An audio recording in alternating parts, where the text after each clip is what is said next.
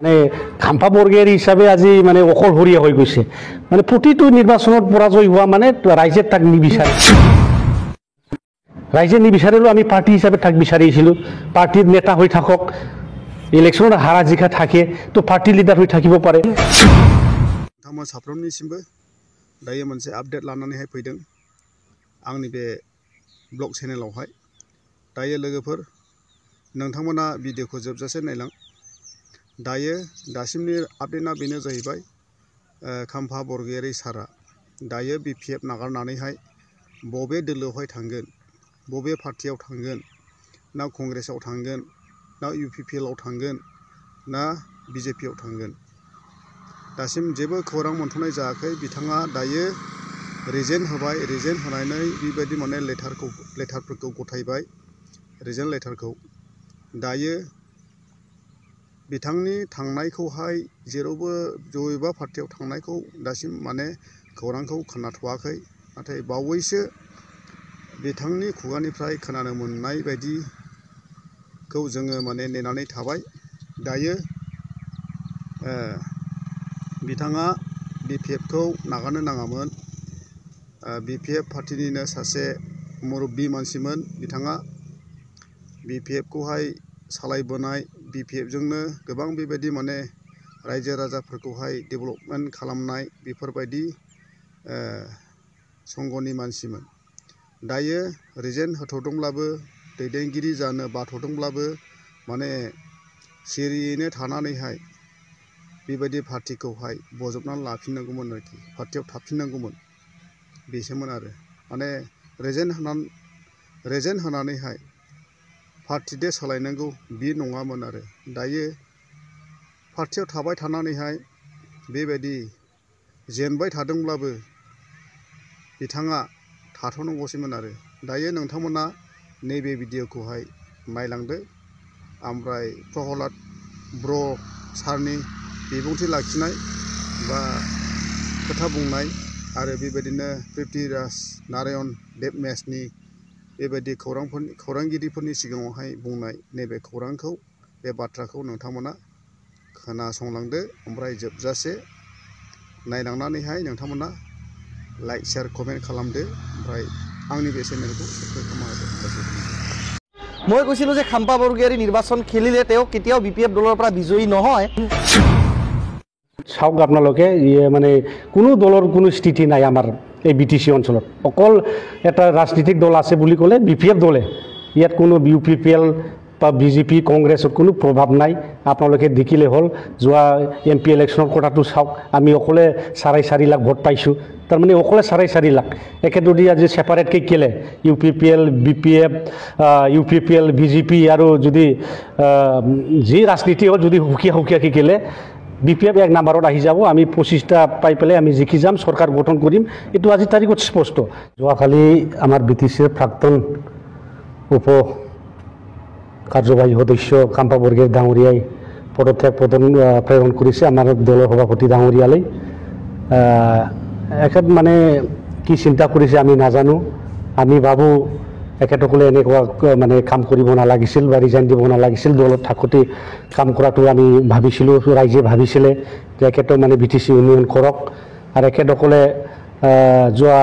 আমাৰ বড়োৰ যিটো সংগ্ৰাম হয়, এই সংগ্ৰামটো একেলগে হাগ্ৰামা মহিলাৰীৰ লগত কৰি আহিছিল, BTC সৃষ্টি কৰিছিল। তো আমাৰ কাৰণে আফচোচ, এখেতসকলে এনেকুৱা ভাবাটো ৰাইজে ভাল পোৱা নাই। আমিও আজি এখেতসকলক অনুৰোধ কৰিম যাতে পদত্যাগ পত্ৰ যাতে এখেতসকলে মানে উঠাই লৈ পেলাই আকৌ BPF দলতে যোগদান কৰে। আৰু এখেতসকলে আজি প্ৰেৰণ কৰিছে যে আমাৰ দলৰ হাইকমাণ্ড নিশ্চয় আলোচনা কৰিব ইয়াৰ ওপৰত যে দল ত্যাগ পত্ৰটো একেবাৰে একচেপ্ট কৰে না নাই। আমাৰ হাইকমাণ্ডে এখেতসকলে বিচাৰ কৰিব। যিয়ে নহওক আমি বিচাৰোঁ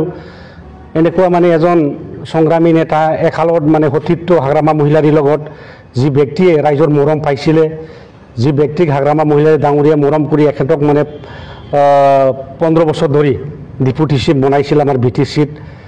ৰাইজে তাক মানে সঁহাৰি জনাইছে, ৰাইজে তাক মানে 3বাৰকৈ মানে জিকাই পেলাই এখেতক ডেপুটি চিফ বনাইছে। তো ৰাইজক এনেকুৱা প্ৰতাৰণা কৰিব নালাগিছিল। যিয়ে নহওক আমাৰ দলৰ মানে কোনোবা অহা যোৱা প্ৰতিটো ৰাজনীতিক দলত থাকে।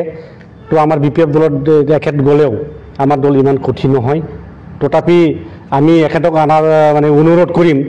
যাতে মানে ৰাইজৰ ভালৰ কাৰণে চিন্তা কৰে ৰাইজৰ কাৰণে কাম কৰে BPF দলতে থাকি পেলাই কাম কৰাটো সবে ৰাইজে বিচাৰে তাক ই যতো একো নাই আমাৰ জানাত মানে এখেতে মানে যোৱা MP ইলেকশ্যনত হাৰিছে যোৱা BTC ইলেকশ্যনত হাৰিছে ইয়াৰ কাৰণে মনত ডিপ্ৰেছ হৈছে মানে এই দলত থাকি কিবা এটা নহ'ব মই মানে হাৰি গ'লো 2-3 বাৰ ইয়াৰ কাৰণে তাৰ মানে মনত কিবা এটা আঘাত পাইছে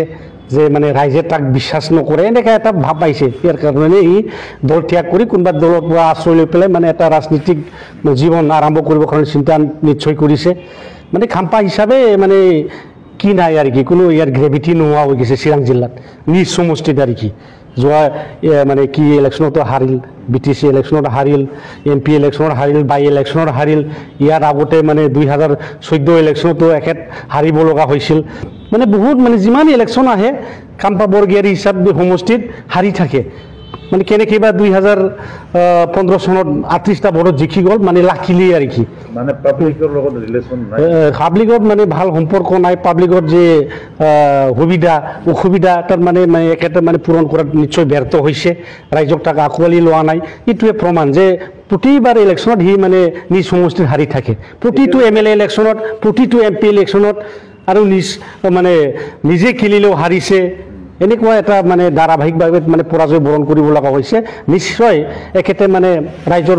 মানে ওপৰত মানে আস্থা নোহোৱা হৈছে ইয়াৰ কাৰণে নিশ্চয় ডিপ্ৰেছ হৈছে মাইনত ইয়াৰ কাৰণে দল ত্যাগ কৰিবৰ কাৰণে এখেত সিদ্ধান্ত লৈছে হাইকমাণ্ডে তেখেতে যিখিনি প্ৰত্যাগ পত্ৰ প্ৰেৰণ কৰিছে এতিয়ালৈকে একচেপ্ট কৰা নাই নিশ্চয় CWC বা কিবা এটা PMB মিটিং মাতি পেলাই তাত মানে একচেপ্ট কৰা নকৰা তাত সিদ্ধান্ত ল'ব এইটো হাইকমাণ্ডে ঠিক কৰিব গতিকে আপোনালোকে বিচাৰিব যে তেখেতে পুনৰ দলতে থাকক আমিতো বিচাৰোঁ যুৱচাম হিচাপে বিচাৰোঁ আমি ৰাইজে বিচাৰে একেলগে থাকক কাম কৰক ৰাইজৰ কাৰণে উন্নয়নৰ কাম কৰক 17 বছৰ যিহেতু একেলগে হাগ্ৰামা মহিলাৰ লগত থাকি পেলাই এখেতসকলে আমাৰ কোকৰাঝাৰত যিখিনি বনাইছে চিৰাঙত যি বনাইছে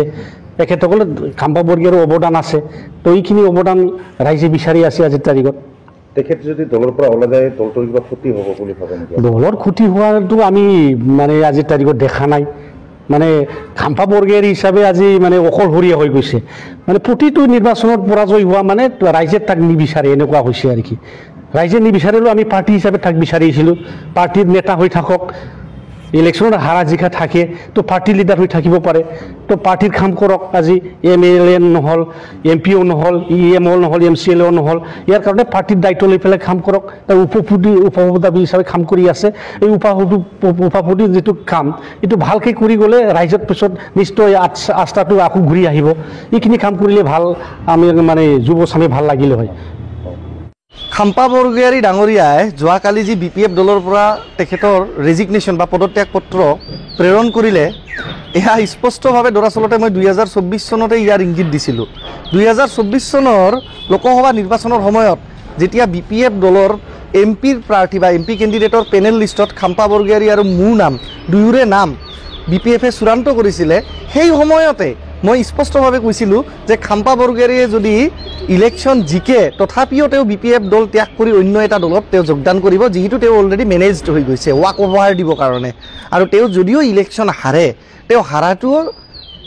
আন এটা দলক জিকুৱাবৰ কাৰণেহে তেওঁ ইলেকশ্যনটো হাৰিব আৰু এক্সিডেণ্টলি জিকি গ'লে তেওঁ সেই দলটোতে গুচি যাব যি দলৰ লগত তেওঁ অলৰেডি ছেটিং কৰি তেওঁ নিৰ্বাচনত অৱতীৰ্ণ হৈছিলে সেই সময়ত বিভিন্ন জ্ঞানী গুণী লোকসকলে বা BPF দলৰ দূৰদৰ্শী নেতাসকলে মোৰ কথাখিনিৰ